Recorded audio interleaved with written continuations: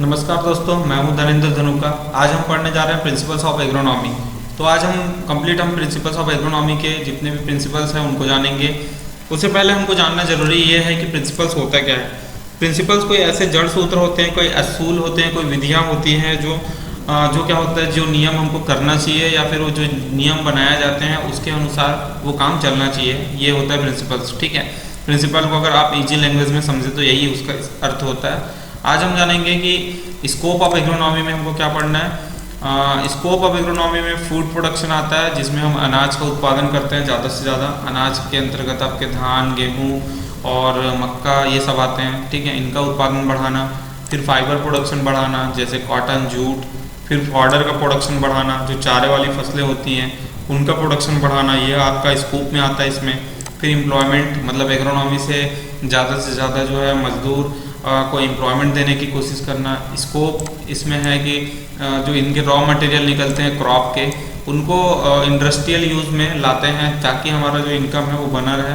फिर हमारा national income, तो जो राष्ट्रीय आय है उसका भी योगदान होता है। एग्रोनॉमी से हमारा राष्ट्रीय आय बढ़ता है। एग्रोनॉमी का अगर आप और अलग से मतलब समझे तो ये एग्रीकल्चर की ही बात कर रहे हैं। ठीक है ना, एग्रीकल्चर क्रॉप की ही बात हो रही है। एग्रीकल्चर क्रॉप में जितने भी आपके वीट, धान और ये मक्का जो भी आते हैं एग्रोनॉमी फसल है ये सब। और आगे हम क्लासिफिकेशन जब पढ़ेंगे नेक्स्ट लेक्चर में तो आपको पूरा समझ में आ जाएगा कि एग्रोनॉमी में कौन से क्रॉप आते हैं। ठीक है, फिर नेक्स्ट हमारा है सस्टेनेबल एग्रीकल्चर। सस्टेनेबल एग्रीकल्चर का मतलब इकोलॉजी को नुकसान ना करते हुए हम एग्रीकल्चर करते हैं और प्रोडक्शन लेते हैं। जैसे कम से कम मात्रा में केमिकल फर्टिलाइज़र का यूज़ करना, ऑर्गेनिक चीज़ों को ज़्यादा यूज़ करना, ये जो है इसके अंतर्गत आता है। नेक्स्ट अपन देखते हैं ब्रांचेस ऑफ एग्रोनॉमी। तो एग्रोनॉमी की कुछ ब्रांचेस होती हैं जिसको हम हिंदी में शाखा कहते हैं। ओके, इसकी क्या क्या शाखा है, जैसे पहला क्रॉप प्रोडक्शन और प्रिंसिपल्स। क्रॉप प्रोडक्शन के प्रिंसिपल्स को हमको पढ़ना है कि हम कैसे क्रॉप प्रोडक्शन करें, किस तरीके से करें कि हमारा जो उत्पादन है वो ज़्यादा से ज़्यादा आ सके। फिर हमारा नेक्स्ट आता है वीड मैनेजमेंट। वीड मैनेजमेंट के अंतर्गत हम पढ़ते हैं जितने भी खरपतवार हैं उनकी स्टडी करते हैं, उनका आइडेंटिफिकेशन सीखते हैं, उनका कंट्रोल सीखते हैं और उनके लिए जो वीडिसाइड यूज़ होता है उनके बारे में हम पढ़ते हैं। ठीक है, वाटर मैनेजमेंट में हम वाटर के बारे में पढ़ते हैं कि वाटर का इरिगेशन के शेड्यूल क्या होने चाहिए क्रॉप के लिए, वाटर की रिक्वायरमेंट क्या होनी चाहिए, वाटर कहाँ से आएगा, क्या सोर्स है, वाटर को कंजर्व करने के क्या क्या तरीके हो सकते हैं, ये सब हम वाटर मैनेजमेंट में पढ़ते हैं। मेट्रोलॉजी जो है हमारा मौसम विज्ञान है। मौसम विज्ञान के अंतर्गत हम जितने भी मौसम के फिनोमिनाज होते हैं उनको हम देखते हैं कि कब टेम्परेचर आना है, कब आपका ह्यूमिडिटी बढ़ेगा, कम होगा, ताकि क्रॉप का जो है हमारा क्रॉप के बारे में आइडिया लग सके कि कौन से इन्वायरमेंट में हमारा क्रॉप बेटर ग्रो करेगा। और पर्टिकुलर सब क्रॉप का अलग अलग इन्वायरमेंट होता है। ओके, हम आगे देखेंगे कि कौन से फसल में क्या इन्वायरमेंट हमको या क्या क्लाइमेट या क्या मौसम उसके लिए ज़्यादा सूटेबल होता है। ठीक है, और सॉइल मैनेजमेंट के बारे में पढ़ते हैं हम। सॉइल मैनेजमेंट में कि हमारा जो क्रॉप लगने वाला है उसके सॉइल की क्या कंडीशन है, उसको कैसे इम्प्रूव कर सकते हैं हम, इन सब के बारे में हम सॉइल मैनेजमेंट में पढ़ते हैं। फिर न्यूट्रेंट फर्टिलिटी, न्यूट्रेंट की फर्टिलिटी को कैसे मेंटेन रखा जाए और उसके लिए क्या क्या हम मटेरियल्स या मेथड अप्लाई कर सकते हैं, ये हम इसमें पढ़ते हैं। फिर हमारा इंपॉर्टेंट चीज़ आता है एग्जाम पॉइंट ऑफ व्यू से, फादर ऑफ एग्रोनॉमी। तो ये जितने भी फादर्स हैं एग्रोनॉमी के उनके बारे में आज थोड़ा ब्रीफ में हम डिस्क्राइब करेंगे। तो काफ़ी इंपॉर्टेंट है ये फादर ऑफ एग्रोनॉमी, आपको एग्जाम में आ जाता है। जैसे पीटर डी कैंजिस जो है वो एग्रोनॉमी के फादर हैं। इन्होंने बहुत सारे लिटरेचर कलेक्ट किए थे। इनका एक बुक है ओपस रूडेरियम कामोडोर्मा। ये जो बुक है ये काफ़ी फेमस बुक है इनके नाम से, और इसी के कारण इनको फर्स्ट क्या कहा गया, फादर ऑफ एग्रोनॉमी कहा गया। नेक्स्ट हम देखेंगे जेट्रो टूल। जेट्रो टूल भी काफ़ी इंपॉर्टेंट पर्सन है। ये वीड मैनेजमेंट के फादर कहलाते हैं इनको, और जीरो टीलेज के भी इन्हीं को फादर कहा जाता है। ठीक है, और ये जो है इन्होंने हॉर्स होविंग हस्बेंड्री काफ़ी इंपॉर्टेंट बुक लिखी है। ये क्वेश्चन आता है कौन सा बुक है जो जेट्रो टूल ने लिखा है, तो ये हॉर्स होविंग हस्बेंड्री आपको याद रखना है। ठीक है, और आपको स्क्रीन पर भी इसकी बुक के जो फ्रंट पेज है वो देखने को मिल रहा है। फिर ऑर्थर यंग जो है वो पॉट कल्चर के एक्सपेरिमेंट के फादर हैं, उन्होंने पॉट कल्चर दिया था।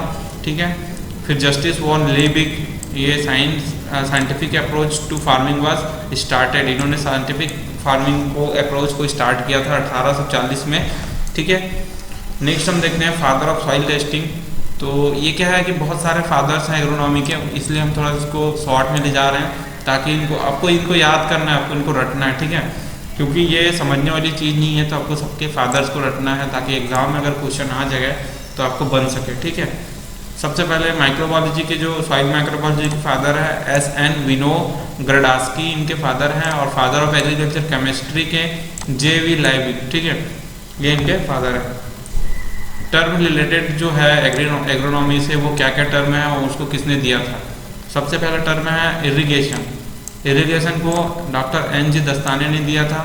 सेकंड है क्रॉपिंग सिस्टम, इनको डॉक्टर S.S. बेरेंस ने दिया था।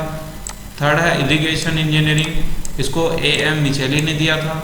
फिर फोर्थ है CRI वीट का स्टेज है, मोस्ट इंपॉर्टेंट स्टेज है, ये भी क्वेश्चन आ जाता है, ट्रिपल स्टार आप लगा सकते हैं इसको B.L. भारद्वाज ने दिया था कि जो CRI स्टेज होता है, ग्राउंड रूट इनिशिएशन स्टेज, ये वीट में काफ़ी स्पेसिफिक स्टेज होता है, इस पर इरिगेशन देते ही हैं, ठीक है। उसके बाद है फंक्शनल न्यूट्रेंट। फंक्शनल न्यूट्रेंट को निकोलसन ने दिया था 1963 में। और एसेंशियलिटी ऑफ न्यूट्रेंट अर्नन एंड स्टॉट ने दिया था, ये भी क्वेश्चन काफ़ी टाइम आता है JRF में, इसको भी आप याद रखिएगा, ठीक है। एसेंशियलिटी ऑफ न्यूट्रेंट जो है अर्नन एंड स्टॉट ने दिया था। ट्रांसप्लांटिंग इन पर मिलेट, मतलब पर मिलेट में ट्रांसप्लांटिंग करने का जो मेथड है वो डॉक्टर गौतम ने खोजा था। नेक्स्ट हमारे साइंटिस्ट हैं जो H4 हाइब्रिड कॉटन डेवलप किए थे, वो C.D. पटेल, गुजरात में 1970 में इन्होंने ये किया था, ठीक है।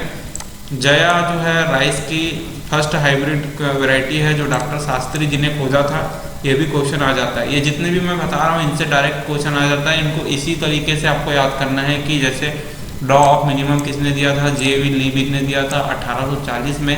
ईयर उतना मायने नहीं रखता, बस आपको नाम ज़्यादा याद रखना है। लॉ ऑफ लाइमिंग फैक्टर किसने दिया था, ब्लैकमैन ने दिया था। लीफ एरिया इंडेक्स किसने दिया था, वाटसन ने दिया था 1947 में। न्यूट्रिएंट मोबिलिटी कॉन्सेप्ट किसने दिया था, R.H. ब्रायस ने। A value concept Dean and Friend ने। हार्वेस्टिंग इंडेक्स जो है डोनाल्ड ने दिया था। और फोटोपोइडिज्म कॉन्सेप्ट जो है गार्नर एंड एलार्ड ने दिया था। थर्मोपोइडिज्म F. वेंड ने दिया था। और एंटीबायोटिक की खोज अलेक्जेंडर फ्लेमिंग ने किया था। तो ये सब आपको रटना है, याद करना है। अगर आपके पास मैटर नहीं है तो इसको आप स्क्रीनशॉट ले लीजिए, उसके बाद आप इसको पढ़ सकते हैं। तो दोस्तों आज के लेक्चर में हमने इतना ही जाना, एग्रोनॉमी के प्रिंसिपल्स क्या है। तो आप वीडियो को लाइक करें। अगर आप चैनल में मेरे पहली बार आए हैं तो चैनल को सब्सक्राइब करें, बेल आइकन को आल्सो क्लिक करें ताकि आपको लेटेस्ट नोटिफिकेशन अपडेट मिलता रहे। दोस्तों इस वीडियो में पढ़ाए गए सारे लेक्चर PDF नोट्स आपको dhanukaagri.com में मिलेंगे। कॉम्पिटिटिव बुक हो गया, ICAR JRF CET के YouTube videos, articles, agriculture notes, PDF PPT, handwriting notes and notification. आप हमें सोशल मीडिया पर भी फॉलो कर सकते हैं, जैसे हमारा लिंक है टेलीग्राम के लिए Indian agriculture student group, and Facebook group में आपको ICAR JRF plant science Indian agriculture. Instagram page पर आप हमें फॉलो कर सकते हैं, धनुका एग्रीकल्चर के नाम से हमारा पेज है।